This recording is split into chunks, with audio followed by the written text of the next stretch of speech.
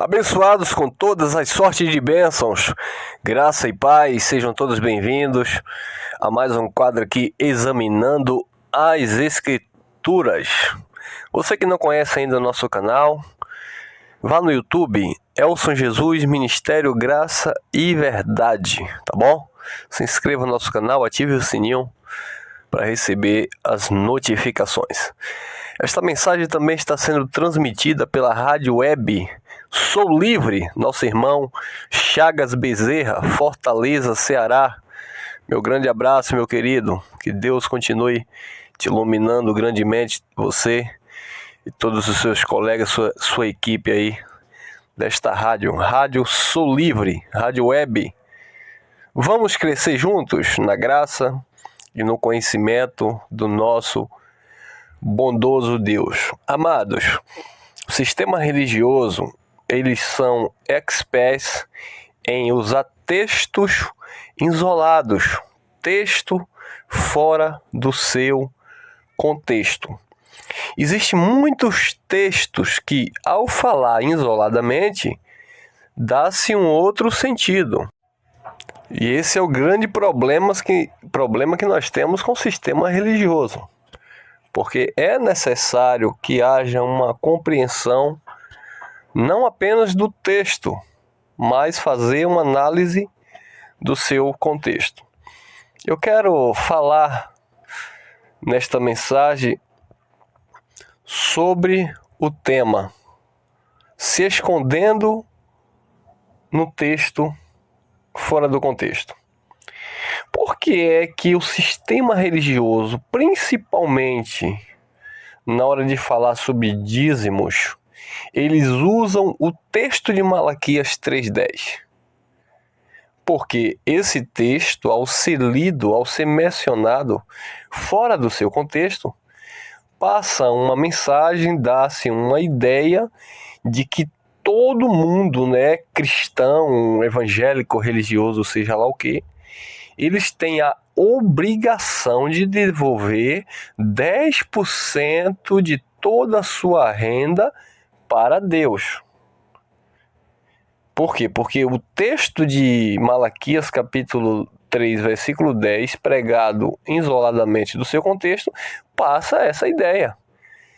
E quando você não analisa o contexto, quando você não analisa o livro como um todo, você vai ficar voando. Não, mas tem que trazer os dízimos à casa do tesouro para que haja mantimento na casa do tesouro, ou na casa de Deus. Mas você que me ouve pela primeira vez, você que faz parte de uma denominação religiosa, X ou Y, você já se perguntou o que é casa do tesouro? Você já prestou atenção que o texto está falando de mantimento? Não se fala em dinheiro, fala de mantimento.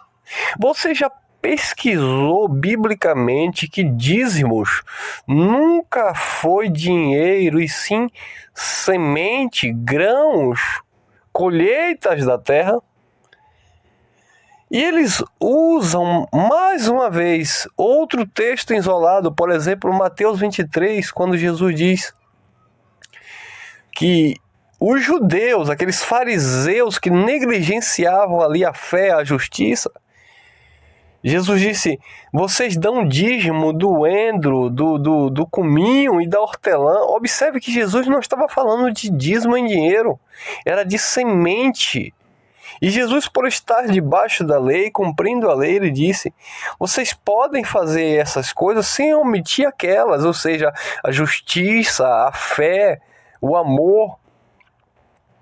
Então Jesus, em momento algum, ele citou dízimos como dinheiro, e sim como colheita, que de fato era como semente, como de fato sempre foi. E detalhe, amados, quando você lê a carta, o livro de Malaquias, você vai ver Deus direcionando uma palavra por boca do profeta Malaquias para Israel. para Israel e não para aqueles que não eram judeus, não para os gentios, não para os estrangeiros, e sim para o seu povo Israel. Quando você lê o capítulo 1 de Malaquias, você vai entender que Deus estava falando que os sacerdotes estavam negligenciando o altar, oferecendo pão imundo sobre o altar, oferecendo animais coxo, aleijado e cego, e Deus disse: apresenta essas ofertas ao seu príncipe, ao seu governador, para ver se ele vai ter prazer em você. E a nação, no singular ali, era a nação de Israel, estava recebendo maldição da parte de Deus. Deus estava retendo a chuva e, obviamente, não havia chuva. Então aquele povo recebeu a maldição da parte de Deus. Deus trancou os céus e não derramou chuva sobre aquela terra. Por isso que aquele povo passou a ter dificuldades. Por quê? Porque Deus não abriu a janela dos céus. E Deus chamou aquele povo à fidelidade, trazer os dízimos, a casa do tesouro, para que haja mantimento. Depois disso, fazer prova de mim. Aí sim, Deus iria abrir os céus novamente e derramar bênçãos sem medidas. Bênçãos sem medidas ali era a chuva que Deus iria derramar para que aquele povo recebesse de fato a prosperidade em sua colheita. Então, amados, essa é mais um exemplo, esse é mais um exemplo de textos isolados onde as pessoas no sistema religioso se utilizam para enganar o povo de Deus sem conhecimento de Deus. Vamos continuar, eu quero deixar esse texto aqui para os amados. 1 Coríntios, capítulo 2, versículo 9. Olha o que diz apenas esse texto. Todavia, como está escrito, olho nenhum viu, ouvido nenhum ouviu, mente nenhuma imaginou o que Deus preparou para aqueles que o amam. 1 Coríntios, capítulo 2, versículo 9. Esse texto aqui, ele fora do seu contexto, é mais um texto que o sistema religioso se utiliza. Eles pregoam que isso aqui está falando depois da nossa partida. Que quando nós morrermos, lá na eternidade, nós vamos ouvir coisa, nós vamos ver coisas, nós vamos receber um conhecimento qual nós aqui na Terra estamos limitados, impedidos de recebermos. Mas um dia na eternidade você vai ter esse conhecimento, porque Deus já reservou para você aquilo que o olho não viu, que o ouvido não ouviu, nenhum homem, nenhuma mente imaginou, não subiu ao coração do homem. Deus tem preparado para aqueles que o amam. Mais um equívoco. E eu te chamo a atenção para ler todo o capítulo 2 de 1 Coríntios. Leia o contexto. Em momento algum, o apóstolo Paulo está falando que isso aqui será uma experiência pós-vida ou pós-morte.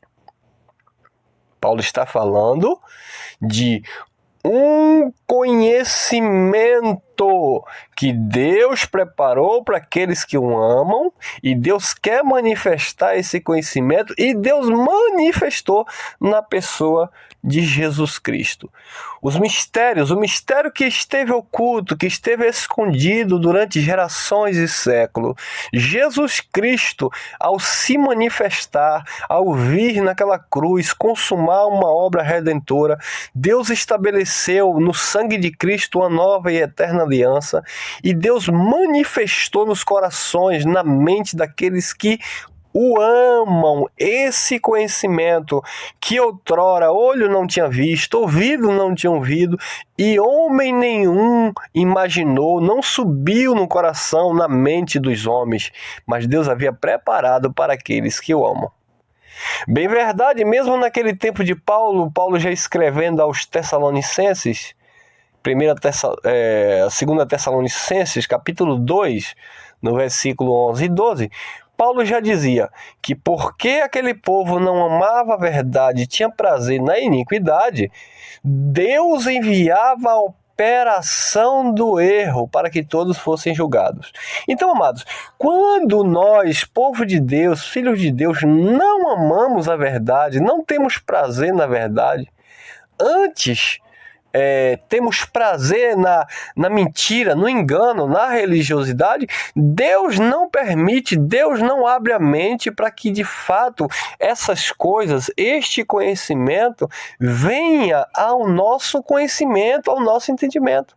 E é por isso que muitos filhos de Deus são destruídos por falta desse conhecimento, porque uma vez que Jesus disse, conhecereis a verdade e a verdade vos libertará, mas as pessoas estão aquém da verdade, as pessoas não se importam com a verdade, as pessoas se preocupam com misticismo religioso, as pessoas se preocupam, sabe, com aquilo que a religião tem para lhes oferecer. O apóstolo Paulo, ao chegar em Atenas, na Grécia, lá no capítulo 17 de Atos, o apóstolo Paulo se depara com pessoas ali que estavam ali adorando aqueles altares. Ele via ali altares a deuses estranhos, e havia ali um altar que estava ao Deus desconhecido. Era dedicado a um Deus que eles nem conheciam. E aí Paulo aproveita ali, pega ali um gancho e começa a dizer, olha, eu vejo que em tudo vocês são supersticiosos.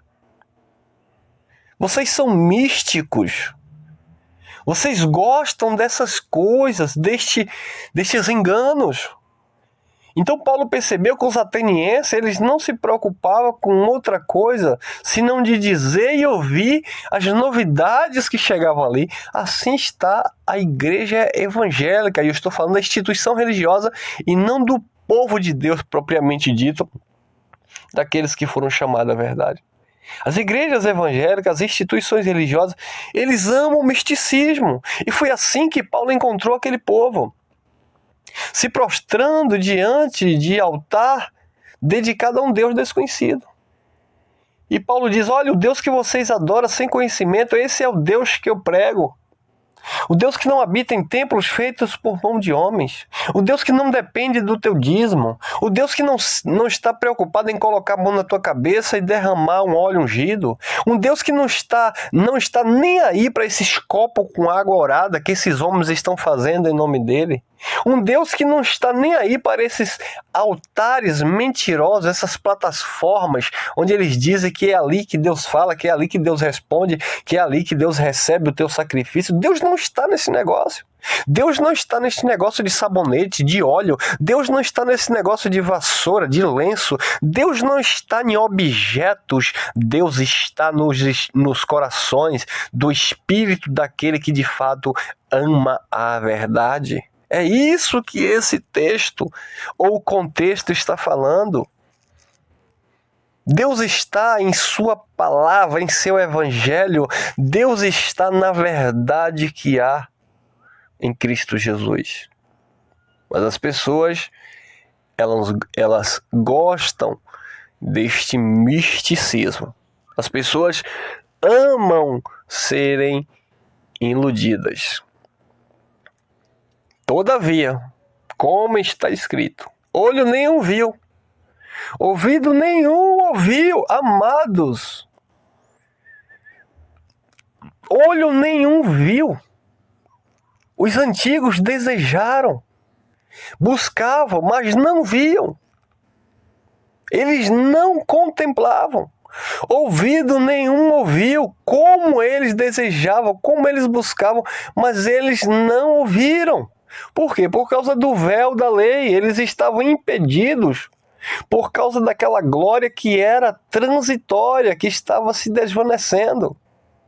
Mas quando Cristo se manifestou naquela cruz, quando Cristo consumou uma eterna redenção, quando Cristo libertou pelo seu sangue os judeus que estavam escravizados debaixo daquele sistema legalista, quando Jesus naquela cruz, no seu sangue, estabeleceu uma nova e eterna aliança, o véu do templo se rasgou lá dentro do templo. Quando Jesus disse está consumado, lá no templo o véu, a cortina se rasgou do alto a baixo.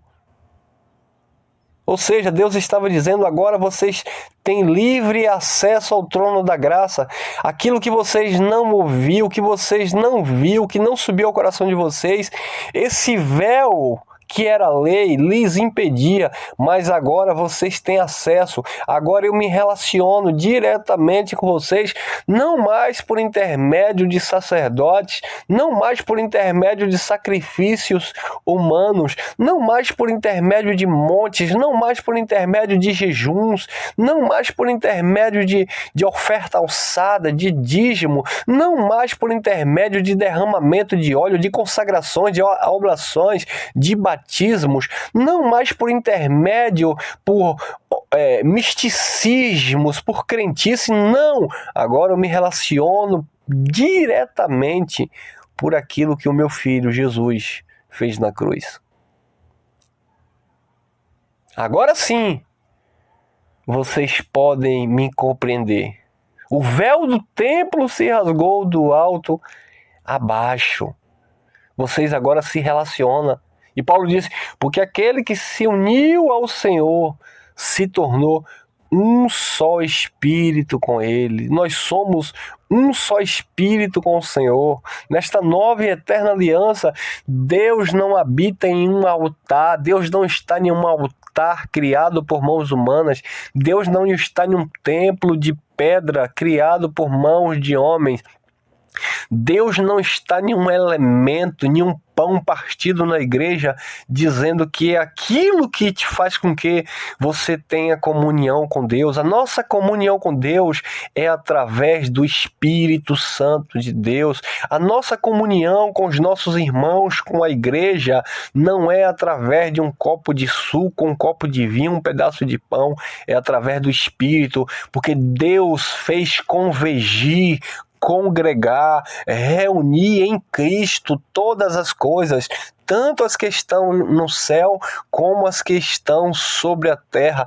Todas as coisas voltaram, retornaram, congregaram em Cristo Jesus. Ele é o cabeça de todo o principado e potestade. Nós estamos perfeitos em Cristo. A igreja de Cristo não são paredes, são filhos, não são carne, são espíritos aperfeiçoados em amor. Aquilo que o ouvido não ouviu, que o olho não viu, que o homem não imaginou, Deus preparou para manifestar nos corações daqueles que o amam. Se você ama a Deus, se você ama esta verdade se manifesta dentro de você e você agora não vai se ver mais como a religião dizia que você estava. Como foi que a religião nos ensinou? Você é um pobre, miserável, cego e nu, porque você não se submete às regras doutrinárias da igreja X ou Y. O que é que os romanos dizem dos protestantes? Eles são desviados, eles deixaram o princípio da igreja, porque nós somos a igreja, nós recebemos de Deus os mandamentos. Então, para os romanos, católicos romanos, tá bom? Não estou falando de Roma, para os católicos romanos, os protestantes se desviaram. E o que é que os protestantes falam? Não, nós saímos da mentira, porque agora nós estamos na verdade, porque houve uma reforma por Lutero. Que reforma, amados? É o sujo falando do mal lavado. Brigas de religiões não leva ninguém a lugar nenhum. Não estão em Cristo, estão vivendo misticismo religiosos. Cristo não é isso. Cristo não é uma placa denominacional onde fica brigando, eu estou certo, aquele está errado. Não, porque essa é a verdadeira igreja, aquela é a falsa. Não, porque essa doutrina é a de Deus, aquela ali é do diabo. Não, Deus não está preocupado com isso. Jesus não está preocupado com isso, porque Deus não se define nisso. Nós não podemos ver Deus nisso. Deus não instituiu uma religião, Deus não abriu uma igreja evangélica, espírita, ou isso e aquilo. Isso são guerras de homens. Enquanto os filhos de Deus não entenderem quem é Cristo e o efeito da cruz, aquilo que Jesus de fato realizou no Calvário, as pessoas não vão entender o Evangelho. Eu já fui do sistema religioso. Eu já briguei por placa denominacional. Porque a igreja pentecostal é mais poderosa do que a tradicional. Porque a igreja evangélica é a verdadeira e a católica é a falsa. Porque aquela é assim e essa é assado. Nós brigávamos por causa dessas coisas que não nos levavam a lugar nenhum. Pelo contrário, nós estávamos sim, era bem distantes da verdade. E Deus permitiu esses enganos. Para que hoje, uma vez que o mesmo abriu os nossos olhos, uma vez que esse entendimento chegou no nosso homem interior, sabendo que somos limitados. Paulo disse, ainda que o nosso homem exterior se corrompa, todavia, o nosso homem interior se renova dia por dia. Nós somos chamados para viver em novidade de vida. O próprio Jesus, ele disse, olha, a carne para nada serve.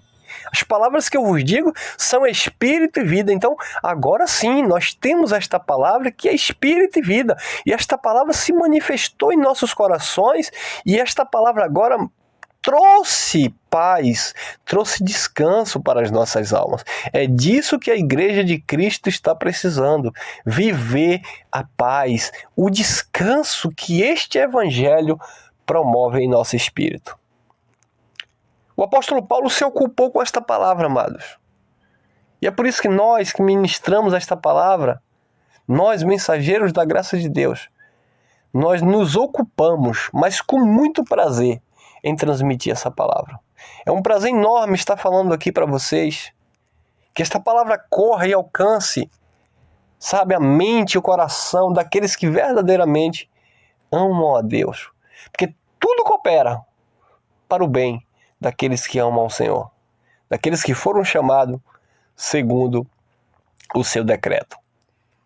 Aquilo que esteve escondido, oculto, durante séculos e gerações, aquilo que o olho não viu, o ouvido não ouviu, mente nenhuma imaginou, o que Deus preparou para aqueles que o amam. Você ama a Deus? Eu recebo que você ama. Então receba esta palavra no teu espírito. Você não foi chamado para viver uma religiosidade, você foi chamado para viver o poder de Deus que em nós opera. Você foi chamado para viver a lei do Espírito de vida em Cristo Jesus, que te libertou de todo o engano, da lei do pecado e de morte, de todo o paga-preço humano, de toda a indulgência, sabe? De todo o sacrifício criado pela religião, onde você se via sempre em falta com Deus, porque você não deu o dízimo completo, porque você não fez aquilo que o líder religioso imputou para que você fizesse. E você não conseguia se ver em paz com Deus, porque você aprendeu que Jesus era o caminho, mas você nunca percebeu que a religião era o pedágio. E como todo pedágio, cada um tem estabelecido ou estabelece o seu preço. Mas entenda uma coisa, não há nada que você venha fazer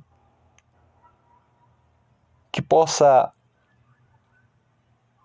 te aproximar. Não adianta você fazer nenhum tipo de sacrifício, achando que é por meio dos teus esforços, por tuas obras meritórias, é que você vai se chegar a Deus. Porque aqueles que se achegaram a Deus são aqueles que o próprio Deus já os atraiu e já os chamou como a santa vocação. O Evangelho, ele vai promover agora essa comunhão, que já é uma realidade no teu espírito, mas precisa agora alcançar a tua alma, o teu intelecto, o teu psique. Precisa alcançar a tua mente. Você precisa agora renovar essa mente. Paulo falando aos Romanos, capítulo 12, versículo 1 e 2. Paulo dizia, rogo-vos, pois, irmãos, pela compaixão de Deus, que apresentei os vossos corpos como sacrifício vivo, santo e agradável ao Senhor. Este é o vosso culto racional. O culto é racional. Você não cultua a Deus porque você vai em um templo de pedra. O seu culto, o culto a Deus, o culto racional, ele começa na tua mente. com teu entendimento, com a revelação da palavra de Deus no teu homem interior. E no versículo 2, lá do capítulo 12 de Romanos, ele diz: e não vos conformeis com este mundo ou com aquele século, mas sejais transformados pela renovação da vossa mente.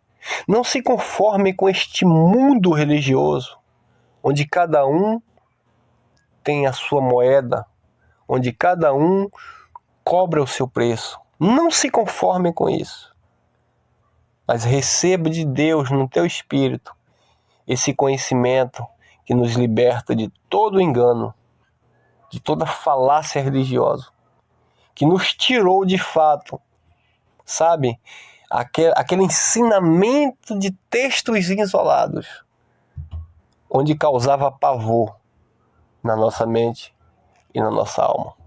Viva o Evangelho do Cristo ressuscitado, aquele que vive e reina para todo sempre.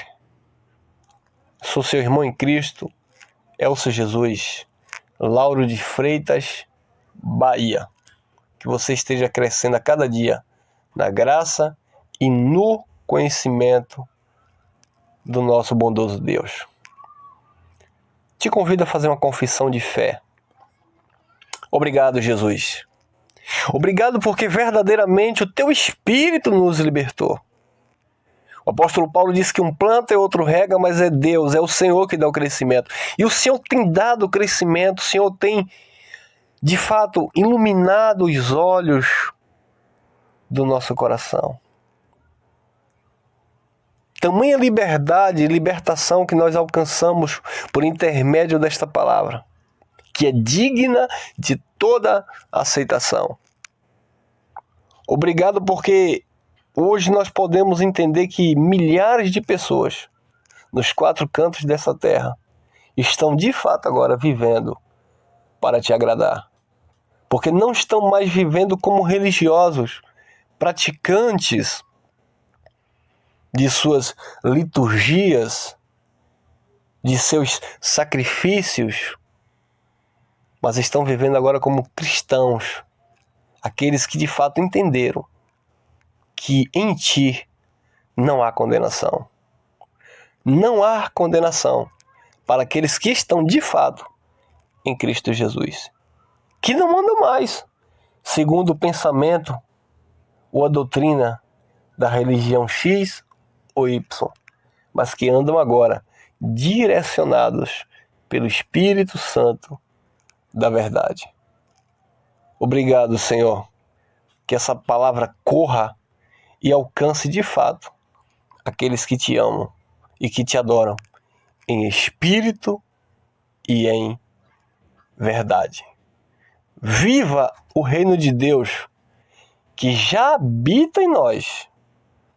O reino de Deus não está em uma esquina, não está em uma congregação, o reino de Deus não está em um local físico. O reino de Deus, ele está nos corações daqueles que verdadeiramente compreenderam o sentido da palavra da vida. Aqueles que verdadeiramente estão se alimentando do pão vivo que desceu do céu. Vamos continuar crescendo na graça e no conhecimento desse Deus bendito eternamente.